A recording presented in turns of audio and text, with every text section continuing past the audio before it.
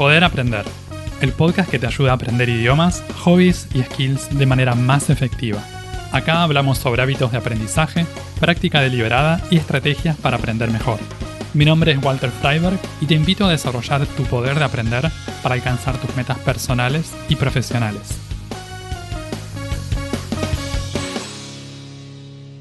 ¿Qué significa tener oído musical? ¿Es un don natural o es una habilidad que cualquier persona puede desarrollar? Alguien que quiere ser capaz de cantar o de tocar un instrumento musical va a tener que aprender a escuchar cosas nuevas. En el episodio de hoy vamos a ver cuáles son esas cosas, cuántas de ellas se pueden aprender y desarrollar, y cuáles son más importantes para poder apreciar y para poder interpretar o crear música. El oído musical es algo que va más allá de la capacidad física de escuchar. Una persona que tiene capacidad para escuchar puede oír sonidos. Esa persona es capaz de oír cosas. Cuando hablamos de oído musical, vamos a referirnos a una serie de cosas específicas. El oído musical tiene distintos elementos. Cada una de estas partes nos ayudan a entender y procesar los sonidos de una pieza musical que escuchamos o que creamos. Vamos a ver 8 elementos: la altura, el ritmo, la melodía, la armonía, el timbre, las dinámicas, la expresividad y la forma musical. La altura es uno de los elementos fundamentales del oído musical. Es la capacidad de distinguir entre sonidos graves y sonidos agudos. Por ejemplo, este es un sonido grave. Y este es un sonido agudo. Yo podría decir que el primer sonido es grave y el segundo es agudo, de forma general. En la música, esta distinción entre grave y agudo va a surgir al comparar dos o más sonidos.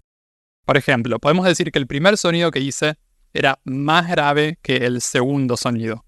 Esta percepción es muy útil para identificar notas musicales, para entonar cosas y también para afinar instrumentos. El ritmo es lo que da el sostén a una pieza musical. La música transcurre en el tiempo, por eso va a ser necesario poder reconocer y también reproducir distintos patrones y formas rítmicas. Además de estos patrones rítmicos, vamos a tener el pulso, el compás y otros elementos que hacen al desarrollo de una frase musical. La melodía es la parte de la música que generalmente recordamos y tarareamos. Por ejemplo, el estribillo de una canción. La melodía está formada por una serie de alturas, sonidos encadenados uno detrás del otro. Cuando aprendemos música, necesitamos desarrollar un tipo de memoria auditiva en particular para poder recordar y reproducir melodías. Esta es una habilidad clave no solo para aprender canciones o piezas nuevas, sino también para la improvisación y la composición. La armonía es la combinación de sonidos a nivel vertical, generalmente en la forma de acordes. Cuando pensamos en el acompañamiento de una canción cantada, el acompañamiento sería la armonía. Parte de esta habilidad consiste en entender cómo se construyen los acordes y las progresiones armónicas en una pieza. Esto es muy útil para poder componer una obra y también para poder improvisar. El timbre es lo que nos permite distinguir el sonido de diferentes instrumentos o voces. Una persona que desarrolló esta faceta del oído musical puede reconocer diferencias sutiles.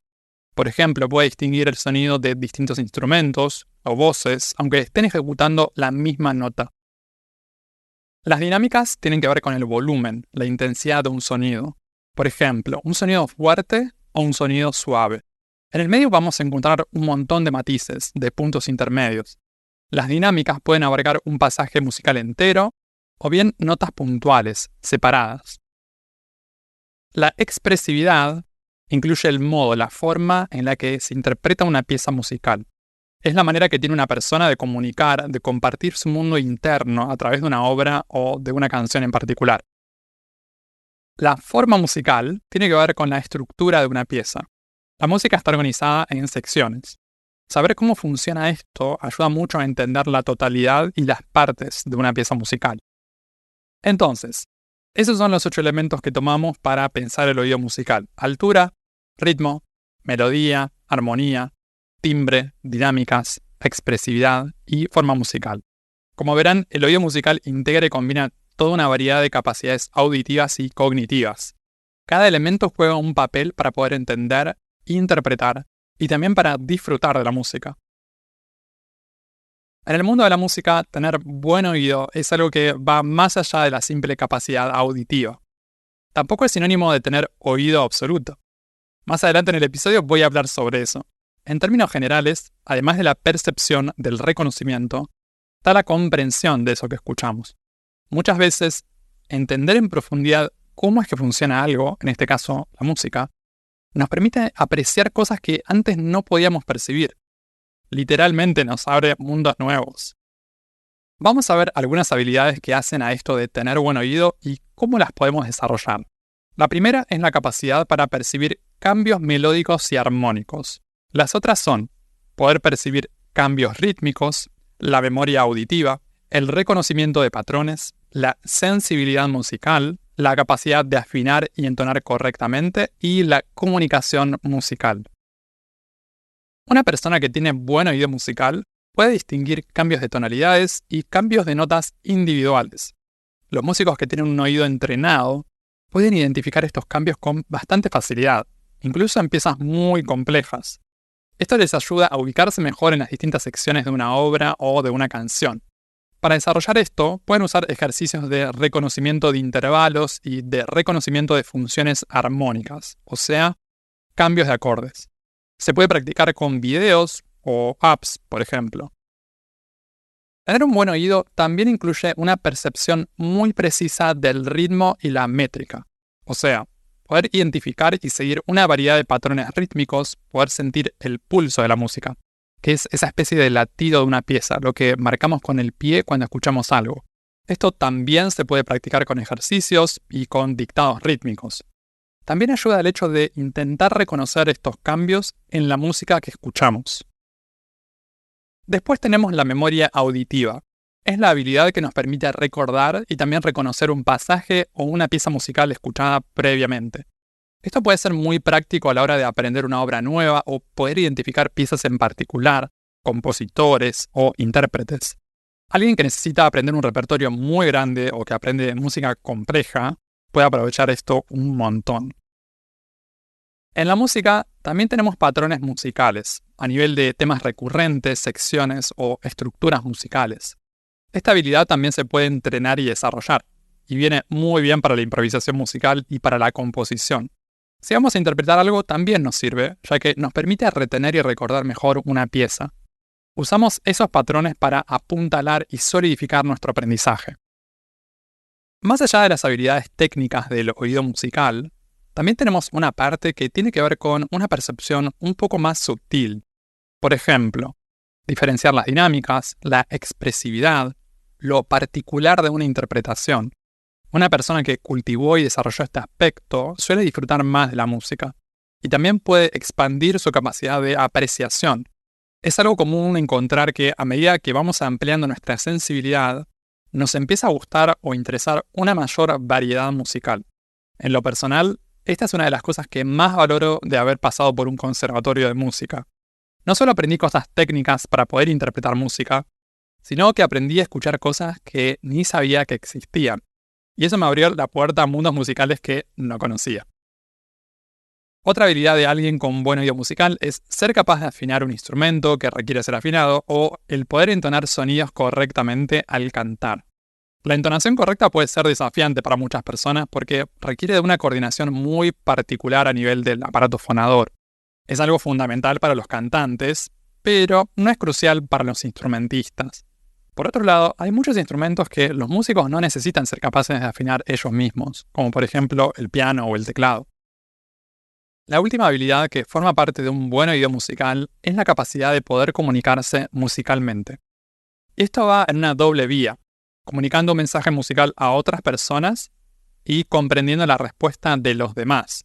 A veces tenemos que interactuar o empatizar con otros músicos, otras veces simplemente nos comunicamos con las personas que nos escuchan a nosotros, interpretando algo. Esto de tener buen oído no es solo una capacidad innata. La mayoría de estas habilidades se pueden practicar, se pueden entrenar y se pueden desarrollar. Cuanto mayor sea la variedad de habilidades que hayamos desarrollado, tanto mejor va a ser nuestro oído musical. Y esto es algo que nos sirve más allá del nivel de destreza que tengamos, del estilo musical o de hacer música de forma profesional o amateur. Y como les contaba con el ejemplo del conservatorio, Desarrollar nuestro oído musical nos sirve tanto para apreciar mejor la música como para crear e interpretar música. Otra pregunta es, ¿el oído musical es algo con lo que se nace o es algo que se puede aprender y desarrollar? Vemos que hay gente que parece tener bastante facilidad para aprender música. Hay un factor innato, pero también hay muchísimo que se practica y que se desarrolla. Es cierto que hay personas que parecen tener una predisposición natural hacia la música. Pueden percibir sonidos con mucho detalle, tienen una intuición para entender o reproducir patrones rítmicos o melódicos.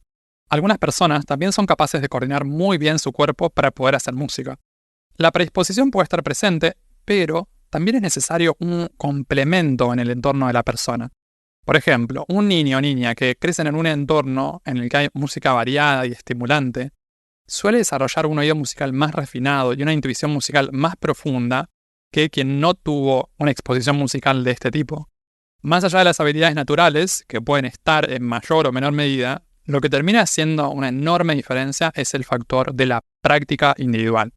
Una persona que practica bien, más allá de la edad que tenga, va a mejorar su reconocimiento de patrones musicales y va a ser capaz de desarrollar las distintas habilidades conectadas al oído musical. Por eso, a veces resulta que las personas que tienen más facilidad son las que practican más. Hay niveles de destreza musical que solo están disponibles para quienes practican. Está claro cómo es que influye el entorno en el caso de los niños, pero el entorno también está presente en los adultos. Cualquier persona que quiera desarrollar sus habilidades musicales necesita poder acceder a ciertos recursos, como son los materiales de práctica y estudio, poder acceder a una variedad de géneros y estilos musicales, y también tener la oportunidad de compartir momentos con otros músicos. Hay otra cosa que facilita o dificulta el aprendizaje musical, y es la conexión emocional que sentimos con respecto a la música en general o con los artistas que más nos gustan. Alguien que encuentra música que le gusta y le da ganas de aprender, seguramente va a tener un mayor deseo por practicar y desarrollar las habilidades necesarias para poder interpretar ese tipo de música. Y eso se puede ir expandiendo y desarrollando a lo largo del tiempo. También si estamos fuertemente motivados para aprender algo, vamos a ser más persistentes cuando aparezcan desafíos o dificultades. Y tarde o temprano van a aparecer. La facilidad para hacer algo en particular muchas veces viene conectada a una curiosidad o un deseo de explorar. Por eso, si podemos darle a alguien la oportunidad de explorar estilos musicales nuevos, géneros que no conocen, probar instrumentos nuevos, técnicas nuevas, es posible que eso les ayude a aprender con una mayor facilidad y de manera más agradable. Si tenemos la suerte de probar distintos instrumentos musicales, tal vez encontramos que sentimos una particular afinidad por alguno o por algunos en especial. Muchas veces sentimos una atracción inexplicable por el sonido de un instrumento. No sabemos bien por qué ni de dónde viene. En mi caso en particular, elegí el piano después de haber escuchado piezas de piano clásico. Escuchaba bastante música en general, incluyendo música de cámara, o sea, con algunos pocos instrumentos, y música para orquesta. Por eso ya había escuchado toda una variedad de instrumentos. Y por alguna razón, el sonido del piano era el que más me gustaba. A veces también existen factores prácticos. Cuando a mí se me ocurrió empezar a aprender a tocar el piano, resultó que en mi casa había un teclado electrónico. No era exactamente un piano, pero tenía un sonido digital de piano y tenía teclas. O sea, me servía para arrancar. Quizás si hubiera tenido acceso directo a otros instrumentos de orquesta, hubiera elegido algún otro. En otros momentos de mi vida tuve oportunidad de probar otros instrumentos musicales, como la guitarra, el bajo, el violín o el violonchelo. La otra cosa que había probado fue la voz, que no sería técnicamente un instrumento musical, sino más bien una especialidad musical. Y de estas cosas que probé, lo que más me gustó hasta ahora es el piano y la voz. Pero eso muchas veces puede cambiar con el tiempo, especialmente en el caso de los niños y adolescentes. Un criterio que se suele usar bastante a la hora de elegir una especialidad musical, ya sea el canto o un instrumento en particular, son las características físicas de una persona. Por ejemplo, el tamaño de las manos y los brazos, o la capacidad respiratoria, especialmente en el caso de los instrumentos de viento. Creo que estos criterios a veces pueden ser útiles, pero en ningún caso creo que sean definitorios. Como profesor de piano escuché historias muy tristes sobre personas a las que alguien les dijo que tenían manos muy chicas para tocar el piano. Y por un solo comentario decidieron abandonar el instrumento. Eso me parece una estupidez total. De verdad que me indigna escuchar esas historias. Estamos hablando de personas que querían aprender a tocar un instrumento por placer. No estoy hablando de elegir un instrumento que me dé las máximas ventajas porque quiero aprovechar todas mis características físicas con la idea de dedicarme profesionalmente a eso. Está claro que si quiero alcanzar un nivel de destreza profesional, voy a tratar de aprovechar cada pequeña ventaja que tenga, porque muchas veces voy a estar en una situación de competencia frente a otros músicos.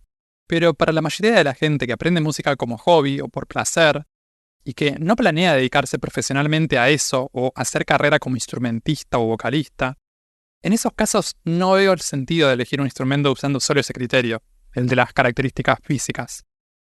Además de otros elementos a tener en cuenta, como el tamaño, el espacio que ocupan o el costo de adquisición, otro factor a considerar es qué rol juega el oído para poder interpretar ese instrumento. En el caso de la voz, con el canto, vamos a tener que aprender y desarrollar la habilidad de entonar. Esto es algo que se puede practicar y mejorar. Cada persona tiene que evaluar si tiene ganas de embarcarse en ese aprendizaje. En el caso de los instrumentos, hay algunos que requieren una mayor sensibilidad melódica porque somos nosotros quienes creamos cada nota, cada altura. Por ejemplo, no es lo mismo aprender a tocar el violín que aprender a tocar la guitarra clásica. En la guitarra, cada sonido está delimitado visualmente. Podemos ver exactamente dónde tengo que presionar para producir una nota. En el violín no existe ese mismo nivel de precisión. Necesitamos calibrar nuestro oído y producir cada sonido individualmente. Eventualmente, los violinistas desarrollan una memoria muscular que los ayuda a orientarse con mayor velocidad, pero de todas formas, tienen que estar siempre muy atentos a lo que están escuchando. Entonces, un instrumento como el piano o la guitarra, en ese sentido, puede ser más fácil de aprender que violín o violonchelo. Pero ese sería apenas un aspecto. Siempre está bueno tener en cuenta también otras cosas. El deseo de aprender un instrumento en particular a veces termina siendo uno de los factores decisivos. Si están dadas las posibilidades para acceder a ese instrumento que nos interesa, la verdad es que esas ganas van a terminar siendo lo más importante. ¿De qué me sirve tener facilidad o talento para tocar un instrumento que no me gusta o que no me llama la atención? El deseo de aprender muchas veces termina dándonos energía y puede compensar muchas dificultades a nivel del oído musical. He conocido estudiantes de música que tenían un deseo tan fuerte de poder aprender un instrumento en particular o que querían aprender a cantar.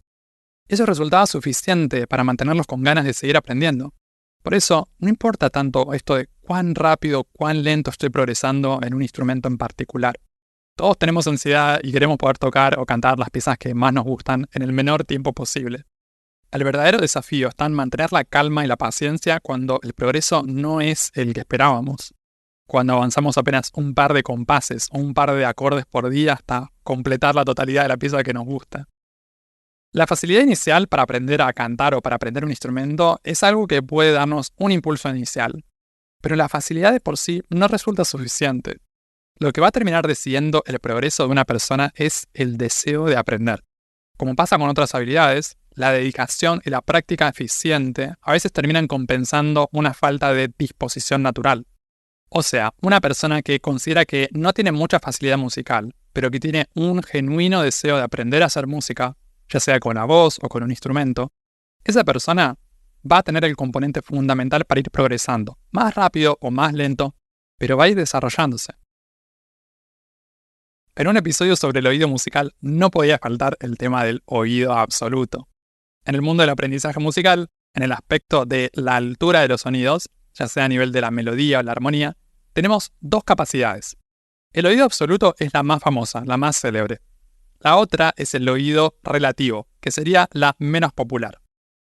Una persona que tiene oído absoluto es capaz de identificar sonidos, notas musicales, sin necesidad de una referencia externa. Por ejemplo, puede recrear una nota musical sin escucharla o puede identificar un sonido cuando lo escucha en un instrumento. En general, se considera que es una habilidad innata, pero hay teorías que dicen que es algo que se puede desarrollar en la primera infancia, con un entrenamiento musical adecuado. El oído relativo, en cambio, es la capacidad para identificar distancias o relaciones entre dos o más notas.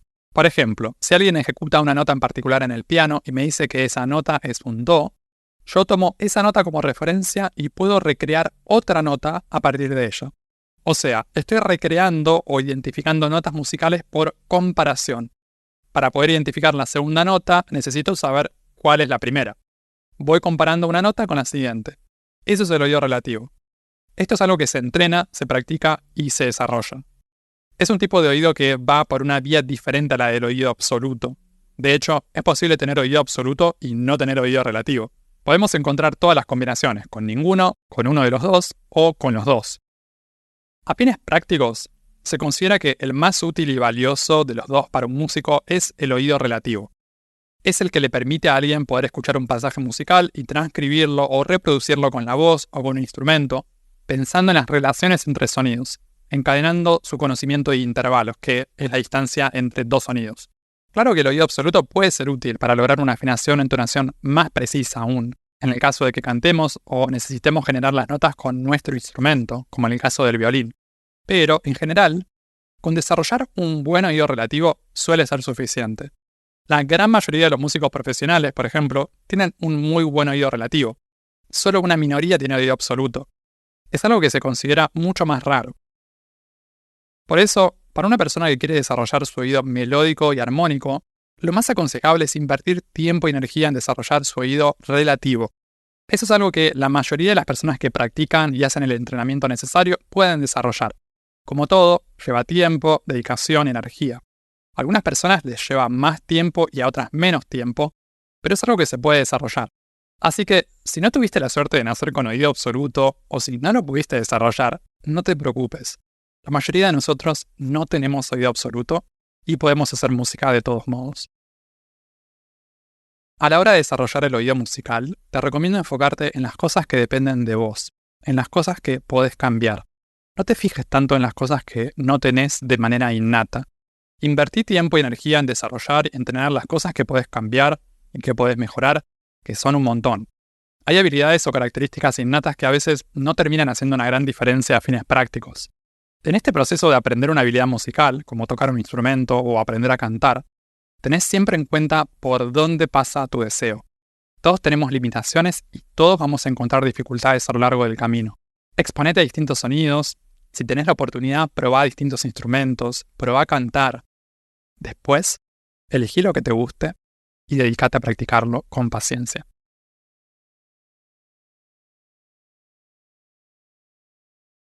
Puedes escuchar Poder Aprender en las principales plataformas de podcast y en YouTube. También te invito a suscribirte al newsletter semanal en poderaprender.com para enterarte de los nuevos episodios del podcast y otras novedades para aprender mejor.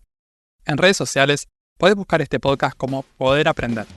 Encontrá todos los links en la descripción. Y si te gusta mucho, si te sirve el contenido del podcast, te invito a dejar una reseña y una calificación de 5 estrellas en Spotify o Apple Podcast para que estos episodios lleguen a más personas y que más gente pueda aprender mejor.